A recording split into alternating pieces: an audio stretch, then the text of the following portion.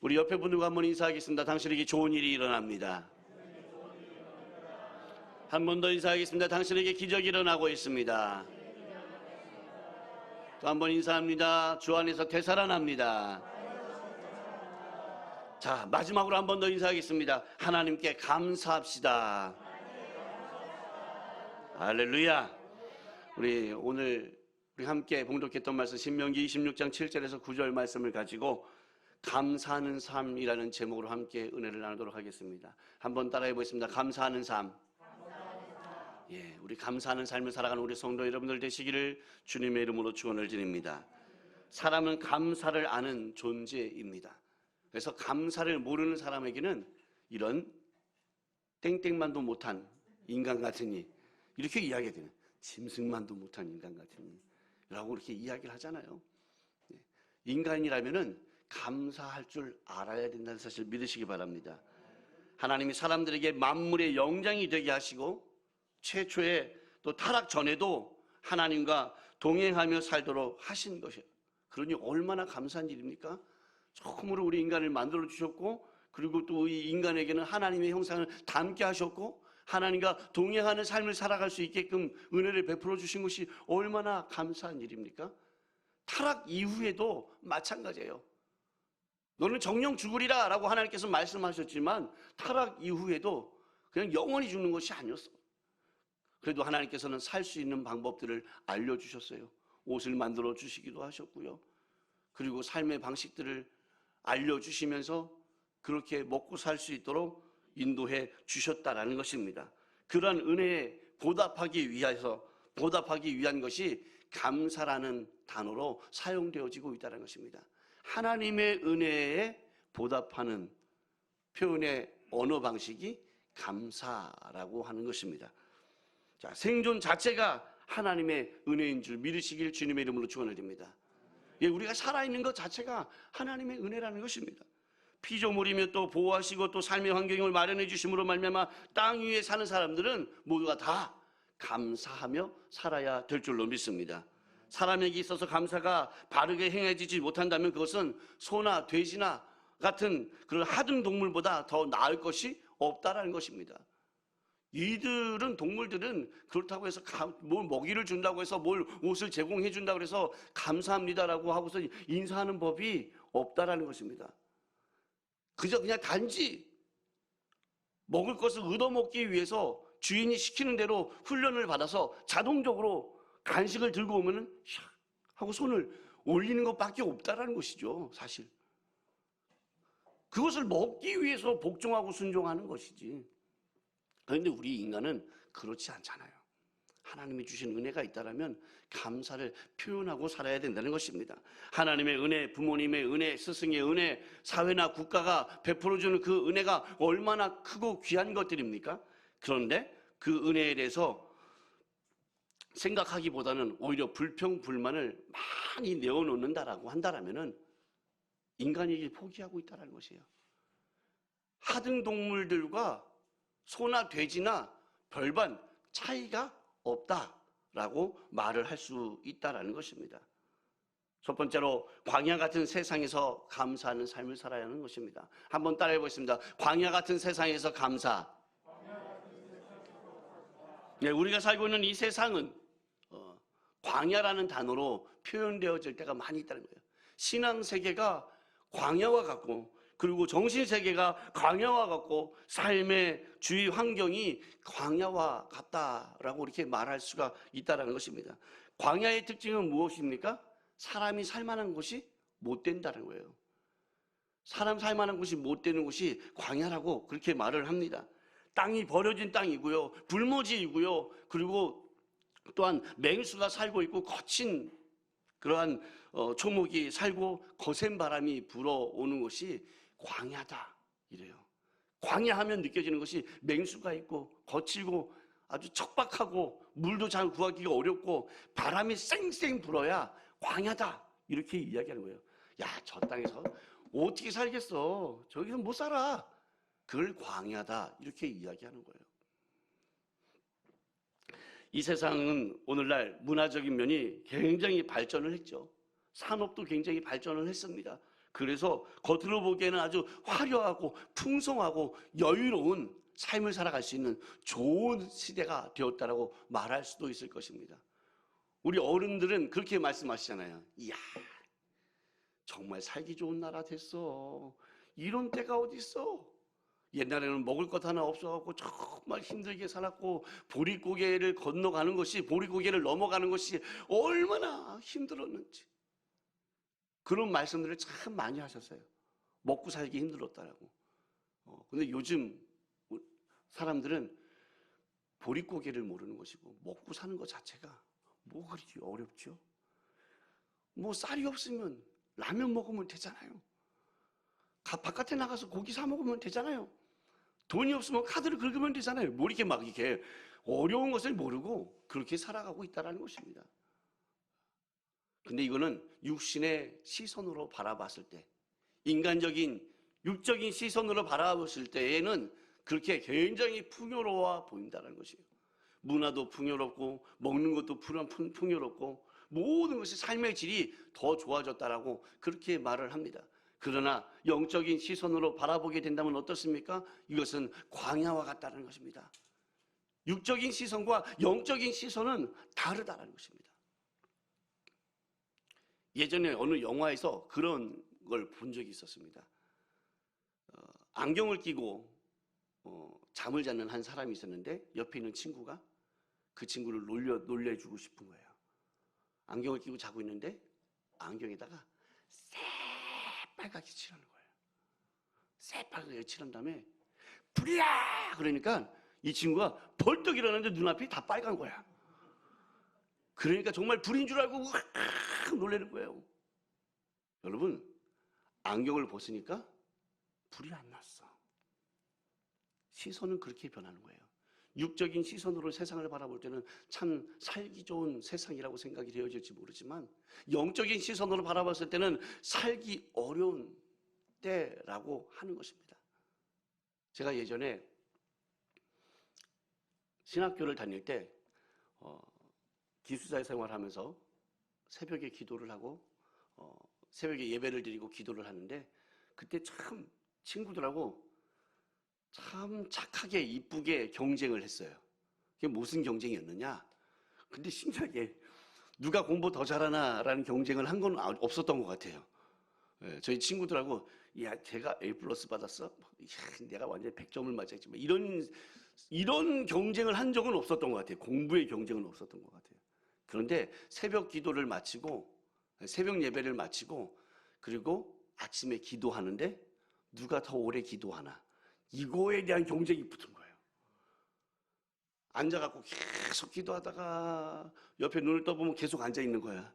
그러면은 주여, 저 인간이 빨리 나가게 하여 주옵소서, 내가 더 오래 기도하게 하여 주옵소서, 막 하다가 30분, 1시간, 2시간, 3시간까지 한 적이 있어요. 그 새벽 아침에 그리고 마지막에 내가 딱 일어나서 그 기도실 문을 탁탁 잠고 나갈 때의 그 기분은 너무 좋은 거야. 그런 경쟁을 하고 살 때가 있었습니다. 여러분, 이 광야 같은 세상 가운데서 살아갈 때에 그런 경쟁을 하는데 누군가가 영안이 열렸던 선배가 있었어요. 근데 그 영안이 열렸던 선배가 해주는 말이 있었어요. 그게 뭐였냐면, 한 친구를 바라보더니 그 얘기를 해주는 거예요. 너 말씀 많이 읽어. 그리고 기도도 좀 많이 해야 돼. 그 친구가 왜요? 내가 보니까 주님께서 내 눈을 열어서 너의 영적인 상태를 보게 됐는데, 너가 아주 빼짝 말라서 해골만 남았더라. 하나님의 말씀, 영의 양식을 얼마나 먹지 않고 네가 영적인 호흡인 기도를 얼마나 안 했던지 네 몸이 피골이 상접해서 죽을 지경에 되어져 있더라. 말씀과 기도를 무장해야 돼. 그렇게 이야기를 하는 거예요. 여러분, 육적인 시선과 영적인 시선은 다른 것이에요. 육적인 시선으로 바라봤을 때 아무리 먹고 살기 좋은 곳이라 할지라도 영적으로 바라봤을 때는 아주 괴로운 세상, 살기 어려운 세상일 수 있다라는 것입니다. 오늘 본문 말씀에 나타난 이스라엘 백성들은 애국 사람들의 학대에서 건져서 해방케 하신 하나님의 은혜와 광야 생활에서의 보호하신 은혜를 감사하는 것을 보게 됩니다. 예. 애국 생활이, 여러분, 애국은 그때 당시에 최고의 나라였어요. 미국과 같이 최강 국가였었어요. 살기 좋은 나라였어요. 그럼에도 불구하고 애국에서의 생활이 정말 이스라엘 백성들에게는 고역이었어요. 너무 힘들었다는 것이죠. 생전 안 해봤던 일들, 해보지 못한 노역과 또한 우상 숭배를 하게 됐다는 것입니다. 처음에 이스라엘 백성들이 애굽에 갔을 때는 어느 땅에서 살았어요? 고센 땅이라는 곳에 살았어요. 그곳에서는 풀이 많이 났어요. 그래서 하던 유목 생활을 그곳에서 잘 할 수 있었습니다. 그런데 세월이 지나고 이제 이스라엘 백성들이 점점 숫자가 불어가기 시작하면서 애굽 사람들은 위험을 느끼기 시작해서 위협을, 혹여나 이스라엘 백성들이 얘네들이 우리나라 우리 국민들보다, 이집트 백성들보다, 애국 백성들보다 더 많아지면 혹시 얘네들이 전쟁을 일으켜서 내란을 일으켜갖고 우리나라를 뺏는 것 아니야? 라는 불안감이 오면서 이스라엘 백성들을 노예로 삼기 시작을 했습니다. 그리고 어떤 노역을 시키기 시작을 합니까? 벽돌을 굽는 노역을 시키잖아요. 벽돌을 만드는 노역. 생전 해보지 못했던 일을 했으니 얼마나 고되고 얼마나 힘들고 얼마나 괴로웠겠습니까? 이스라엘 백성들은 양이나 치던 사람들이었습니다. 집을 져도요, 벽돌집은 상상도 못했던 사람들이에요. 이들은 그냥 천막 치고 살았던 사람들이에요. 그런데 이게 웬 말입니까? 벽돌을 만들려는 거예요. 이해할 수도 없고 이해도 안 가고 너무 힘들었어. 그런데다가 우상 숭배를 하라는 거예요. 이스라엘 백성들이 섬겼던 분은 오직 야훼 하나님 한 분뿐이었어요. 그런데 야훼 한 분만이 온 세상을 다스리고 이 세상의 주관자 되고 단 한 분인 신이라고 생각을 했었는데 애굽에 왔더니 야훼 하나님이 아닌 다른 신이 왜 이렇게 많은 거예요? 그 신을 섬기라는 거예요. 그러니 여러분, 마음이 편했겠습니까? 편하지 않았다는 것입니다. 우리 예수 믿는 사람들이 가장 불안해하는 것이 있어요. 가장 불안해하는 것보다는 조금 마음의 불편함이 있을 때가 있어요. 그 마음의 불편함이 무엇입니까? 명절 때 제사 지내는 모습들 속에서 굉장히 힘들어한다는 거예요. 우와, 우상을 섬기지 말라, 절하지 말라, 뭐 이랬는데 이게 큰일 났다, 이거 어떡하지? 가정에서 이거 어떻게 해야 되는 거지? 고민이, 가장 많은 고민 중에 하나가 이 제사 지내는 문제라는 것입니다. 이스라엘 백성들은 그랬다라는 것이에요. 하나님만 섬기다가 우상을 숭배하라고 하니 정말 마음에 갈등이 생기고 괴로웠다라는 것입니다. 애굽은 죄악된 세상으로 해석할 수 있으며 죄악에 빠진 세상에서 건져주신 하나님의 은혜에 이스라엘 백성들은 감사했다는 것입니다. 출애굽할 수 있게끔 해주셨다는 것이 감사할 수 있는 것이고, 광야 땅 가운데서 구원하여서 적과 꿀이 흐르는 가나안 땅까지 갈 수 있게 하여 주신 하나님의 은혜에 감사할 수 있었다는 것입니다. 오늘 본문 말씀 신명기 26장 7절 말씀을 보게 되면은 다 같이 읽겠습니다. 우리 조상의 하나님께 부르짖었더니 야훼께서 우리 음성을 들으시고 고통과 신고와 압제를 하감하시고 야훼께서 강한 손과 편팔과 큰 위험과 이적과 기사로 우리를 애굽에서 인도하여 내시고. 자, 이렇게 말씀을 기억하면서 하나님 앞에 감사하는 것이 이스라엘 백성들의 모습이었다는 것입니다. 감사할 조건이 있으면서도 감사하지 않는 자는 믿음이 없을 뿐만 아니라 하나님의 백성이라 일컬음을 받을 수 없다라는 것입니다. 여러분, 감사할 수 조건이 있는데도 불구하고 감사하지 않는다는 것은 믿음이 없는 사람이에요. 하나님을 믿는 하나님의 백성이라고 말할 수가 없다라는 것입니다. 그러면 우리 자신 스스로를 진단해 볼 수 있지 않겠습니까? 나의 인생 가운데, 나의 삶 가운데에 감사가 있지 아니하다라면은, 불평불만만 가득 차 있고 감사하는 것이 하나도 없다라면은, 아, 나는 믿음이 없구나, 나는 하나님의 백성이라고 일컬음을 받을 수 없는 존재구나, 진단할 수 있다라는 것입니다. 이 세상의 죄악에서 건져주신 그 은혜에 대하여 감사할 줄 아는 우리 성도 여러분들 되시기를 주님의 이름으로 축원을 드립니다. 지난 세월 동안 이 세상의 고통과 위험과 그리고 불안과 고통에서도 존재케 하시고 살아갈 수 있게끔 은혜를 베풀어 주신 하나님께 날마다 감사하며 살아가는 우리 성도 여러분들 되시기를 주님의 이름으로 축원을 드립니다. 코로나가 시작되었을 때는 꼭 죽을 것만 같았지 않습니까? 여러분 기억하십니까? 2020년 2월에 우리 대한민국은 코로나로 인해서 힘들어하기 시작을 했어요. 중국은 2019년 11월부터 이미 시작이 되었고, 중국에서의 공식적인 예배는 1월 26일 이전까지였었어요. 1월 26일부터는 예배를 드릴 수 없다라고 얘기가 되어지고, 안타까운 건 아직까지도 예배를 못 드리고 있다는 거예요. 얼마나 가슴 아픈 일입니까? 그래도 우리는 이렇게 나와서 예배 드리고 있잖아요. 얼마나 감사한 일이에요? 예배 드리고 싶어도 드릴 수 없는 자들이 이 땅 가운데 있다는 하니까요. 정말 감사해야 된다는 것입니다. 사업장은 곧 문을 닫을 것만 같았잖아요. 코로나 때문에 얼마나 힘들었습니까? 광야와 같은 이 코로나의 시대에 곧 죽을 것 같고 곧 망할 것 같고 주저앉아버리고 인생을 포기할 것 같았는데, 그럼에도 불구하고 하나님께서는 우리를 지켜주시고 보호하시고 인도하여 주셔서 여기까지 함께 하셨고 지금도 이렇게 살아가고 있다는 것이 하나님께 감사할 수 있는 여러분들 되시길 주님의 이름으로 축원을 드립니다. 두 번째로는 감사하는 자의 삶을 살아야 된다는 것입니다. 따라해보시면 감사하는 자. 예, 감사하는 자가 되시길 주님의 이름으로 축원을 드립니다. 하나님의 피조물인 인간들은 창조주 하나님께 감사 생활을 바로 해야 될 줄로 믿습니다. 이스라엘 백성들이 애굽에서 해방되어지고 광야 생활에서의 기적과 체험을 믿음으로 받아들일 때 감사의 마음이 있게 됐다는 것입니다. 하나님의 은혜를 경험하게 됐을 때, 기적을 체험했을 때에, 불가능한 일 가운데에서 가능을 경험하게 되었을 때에, 해방의 그 축복을 받아 누렸을 때에, 그때에 이스라엘 백성들은 감사하게 되었다는 것입니다. 하나님이 구원해 주신 은혜를 아는 자가 감사하게 되는 것입니다. 따라해 보겠습니다. 은혜를 아는 자가 감사하게 됩니다. 바라건대 사랑하는 성도 여러분, 하나님의 구원의 은혜를 아는 자들 되시기를 주님의 이름으로 축원을 드립니다. 하나님께서 여기까지 나를 도와주셨구나. 목사님 무슨 말씀이에요?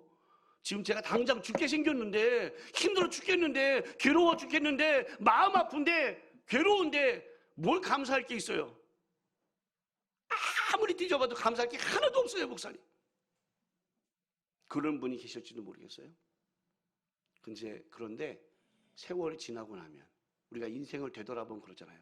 지금 당장은 괴롭고 죽을 것 같은데 시간이 지나고 나서 뒤를 돌아보니까, 야, 그게 다 하나님의 은혜였구나, 하나님의 섭리였구나, 감사하구나 라는 것을 알게 되잖아요. 아멘. 감사할 수 있는 우리 성도 여러분들 되시기를 주님의 이름으로 축원을 드립니다. 하루하루 날마다 시간 분초마다 하나님의 은혜를 경험하시고 감사할 수 있는 삶을 살아가는 여러분들 되시기를 주님의 이름으로 축원을 드립니다. 신명기 26장 10절 말씀해 보니까 이와 같이 말씀하십니다. 다 같이 읽겠습니다. 야훼여, 이제 내가 주께서 내게 주신 토지 소산의 만물을 가져왔나이다. 너는 그것을 내 하나님 야훼 앞에 두고 내 하나님 야훼 앞에 경배할 것이며. 네, 이 말은 하나님이 모든 것을 주신 것에 대해서 감사하라고 하는 것이에요. 하나님께서 우리에게 모든 것을 주셨다라는 것이에요. 그렇기 때문에 감사해야 된다라고 하는 것입니다. 먹을 것도, 입을 것도, 마실 것도, 쓸 것도, 잠을 자야 되는 장막까지도 모든 것들을 다 하나님께서 우리에게 주셨다는 것이에요. 믿으십니까? 아니에요, 하는 목사님, 제가 노력해서 한 거예요. 얼마나 피땀 흘리면서 노력했는데요. 아니에요. 아무리 피땀 흘려 노력을 해도 하나님이 역사하시지 않으면 안 된다는 사실 믿으시기 바랍니다. 하나님의 은혜예요. 하나님의 은혜. 구원의 은혜에 살게 해주시는 은혜가 실감나게 느껴질 때만이 감사의 말과 물질의 표현이 바르게 나타나게 된다는 것입니다. 여러분 정말 하나님께서 우리에게 은혜를 베풀어 주신 것이 실감날 때 여러분 그쵸? 정말 완벽하게 실감날 때 그때에 하나님께 주님 감사합니다. 그리고 감사의 예물도 드리고 막 이러잖아요. 예. 날마다 분초마다 이렇게 실감나는 은혜를 경험하시는 여러분들 되실 주님의 이름으로 축원을 드립니다. 아멘. 예. 이렇게 실감나는 은혜를 경험하셔야 돼. 매일같이 분초마다 날마다 숨쉬는 순간마다. 믿으십니까? 출애굽기 15장 2절 말씀해 보니까 야훼는 나의 힘이요 노래이시며 나의 구원이시로다라고 그렇게 말씀하고 있어요. 그렇게 고백하며 감사의 고백을 드리고 있어요. 또한 다윗은 시편 103편 2절 말씀해 보니까 우리 다 같이 봉독하겠습니다. 내 영혼아 야훼를 송축하며 그 모르는 덕을 잊지 말지어다. 저가 내 모든 죄악을 사하시며 내 모든 병을 고치시며 내 생명을 파멸해서 구속하시고. 자, 다윗은 이러한 이유를 갖다 대면서 감사 고백을 드렸다라는 것입니다. 모르는 덕을 잃지 말자다. 저가 내 모든 죄악을 사하여 주셨다. 모든 병을 고쳐주셨다. 내 생명을 파멸해서 구속하셨다. 그렇기 때문에 나는 하나님께 감사하게 된다 라고 다윗은 이유를 이야기하며 감사의 고백을 드리고 있는 것입니다. 은혜를 아는 자라야 감사하게 됨을 늘 기억하시며 살아가는 우리 성도 여러분들 되시기를 주님의 이름으로 축원을 드립니다. 은혜를 하나하나씩 적어보시기 바랍니다. 오늘 댁에 가셔서요, 기왕에 오늘 말씀이 감사하는 삶이라는 제목으로 말씀을 함께 나누고 있는데 A4 용지에다가 한번 적어보세요. 내가 감사할 수 있는 것이 뭐가 있는가? 예. 정말 없을까? 조금이라도 있으면 한번 적어보세요. 기본적으로 내가 눈 뜨고 내가 눈을 뜨고 코로 숨을 쉬고 입으로 밥을 먹고 잠을 자고 할 수 있다는 것이 감사한 것 아닙니까? 그것만 해도 몇 가지예요. 눈 뜨고, 예? 숨 쉬고, 밥을 먹고, 걸어 다니고, 내가 적을 수 있는 손가락도 있고, 이야, 이것만 해도 5가지나 돼. 한 개도 없어요 하는 사람이 5가지나 있을 수 있다는 거예요. 잠도 자고 똥도 싸고 할 것들이 너무나 많다는 거예요. 감사할 것들이. 적어보세요. A4 한 장이 모자랄 겁니다. 얼마나 많은지 몰라요. 감사할 수 있는 것들이. 여러분, 예수님께서 10명의 한센병자를 고쳐주신 사건이 성경에는 나옵니다. 10명의 한센병자를 예수님께서 고쳐주셨는데 가서 너희는 대제사장에게 너희 몸을 보이고 돌아가라 라고 말씀하셨고, 그들은 돌아가는 중에 그 제사장에게 보이러 가는 중에 한센병이 깨끗하게 나왔어요. 너무 행복했어요. 가는 도중에 나은 거야, 한센병이. 그런데 10사람 중에 9사람이 너무 좋아갖고 뒤도 안 돌아보고 자기 집으로 향한 거예요. 근데 한 사람만 예수님께로 와서 예수님께 감사했다라는 것이죠. 그때 예수님께서 그 한 사람에게 뭐라고 합니까? 나머지 9명은 어디 있노? 가지 않았나? 왜 그런 말씀을 하셨겠습니까? 예수님도 섭섭하셨어요. 은혜를 베풀어 줬는데 평생 한센병에 걸려서 살았으면 가족들과 평생 떨어져서 살았어야 되고 고통 속에 살았어야 되고 내 살점이 떨어져 나가도, 내 코가 떨어져 나가도, 귀가 떨어져 나가도, 손가락이 사라져도 그 고통 모르고 살았을 텐데. 그런데 예수님께서 은혜를 베풀어 주셔서 그 한센병에서 고쳐주시고 제대로 된 인생을 살게끔 해주셨는데, 감사 표현을 하러 와야 되는데 감사 표현하러 오지 않았다는 것입니다. 바라건대 우리 사랑하는 동대문 성도, 우리 성도 여러분 모두가 감사하며 살아가는 우리 성도 여러분들 되시기를 주님의 이름으로 축원을 드립니다. 다윗은 왕위에 있으면서 감사하는 것을 볼 수가 있습니다. 시편 21편 1절 말씀해 보니까 다 같이 읽겠습니다. 야훼여, 왕이 주의 힘을 인하여 기뻐하며 주의 구원을 인하여 크게 즐거워하리이다. 그 마음의 소원을 주셨으며 그 입술의 구함을 거절치 아니하셨나이다. 아멘. 이 다윗은 이렇게 감사하면서 노래했습니다. 예수님의 은혜를 감사할 수 있는 자는 구주를 믿고 생활하는 자이며 모든 은혜에 인하여 살고 있다는 사실을 깊이 느끼는 자만이 감사하며 하나님 앞에 영광을 돌릴 수 있다는 사실을 믿으시기를 주님의 이름으로 축원을 드립니다. 구원을 받은 기쁨, 감격에 감사하는 자가 되어야 될 줄로 믿습니다. 마지막으로 감사의 표현입니다. 따라해 보십니다. 감사의 표현. 예, 과연 그렇다면 우리가 감사할 때 그 감사의 표현을 어떻게 해야 하겠는가? 신명기 26장 11절 말씀을 보니까 이와 같이 말씀하고 있습니다. 다 같이 읽겠습니다. 내 하나님 야훼께서 너와 내 집에 주신 모든 복을 인하여 너는 레위인과 너희 중에 우고하는 객과 함께 즐거워할지니라 라고 말씀하고 있습니다. 은혜에 대한 감사의 표현은 하나님의 명령대로 할 것이라고 말씀하고 있습니다. 여러분, 은혜에 대한 감사의 표현을 내 마음대로가 아니라 하나님의 명령대로 하라고 말씀하시는데, 그 하나님의 명령이 무엇이었습니까? 어떻게 감사 표현을 하라고 말씀하고 있는 것입니까? 이웃과 더불어 감사할 것을 말씀하고 있다는 사실 믿으시기를 주님의 이름으로 축원을 드립니다. 레위인과 너희 중에 우고하는 객과 함께 즐거워하라 라고 말씀하고 있는 것입니다. 그 즐거움이 감사라고 하는 거예요. 혼자만의 즐거움이 아니라 정말 기가 막힌 감사는요, 나 혼자만의 즐거움이 아닌 거예요. 주변에 있는 여러 사람들과 함께 즐거워해야 돼. 야, 하나님께서 나에게 이런 복을 주셨어, 이런 축복을 주시고 이런 은혜를 주셨어. 야, 이거 기가 막히지 않냐? 감사하지 않냐? 이것이 정말 하나님께서 원하시는 감사 표현이라고 말씀하고 있는 것입니다. 우리가 찬양할 때도 그렇다고 말씀을 드렸죠. 내가 혼자서 하나님을 찬양하는 것도 중요하지만 수많은 회중들 가운데서 하나님을 찬양하는 것이 정말 하나님께서 기뻐 받으신다고 했잖아요. 찬양이라는 것은 하나님을 칭찬하는 행위라고 말씀을 드렸는데, praise라는 단어를 써요. praise God, 하나님을 찬양합니다 이렇게 이야기하는데, 그 praise는 누구누구를 칭찬하다라는 거예요. 하나님을 칭찬하는 행위가 찬양인데, 오 주님, 내가 혼자 골방에서 하나님을 찬양합니다, 감사합니다, 좋지만 수많은 사람들 앞에서 그렇게 하는 거예요. 보세요, 하나님이 얼마나 위대하신지, 능력 있는 분이신지 보세요. 내가 죽을 고비에 있을 때도 하나님께서 나를 일으켜주시고 보호하시고 살려주셨잖아요. 놀라운 기적이 아닙니까? 폭삭 망하게 생겼는데 하나님께서 나를 살려주셔서 회복시켜주시고 이렇게 부하게도 하시지 않았습니까? 하고 하나님을 찬양하고 감사하는 행위, 주변 이웃들과 함께 감사할 수 있는 여러분들 되시길 주님의 이름으로 축원을 드립니다.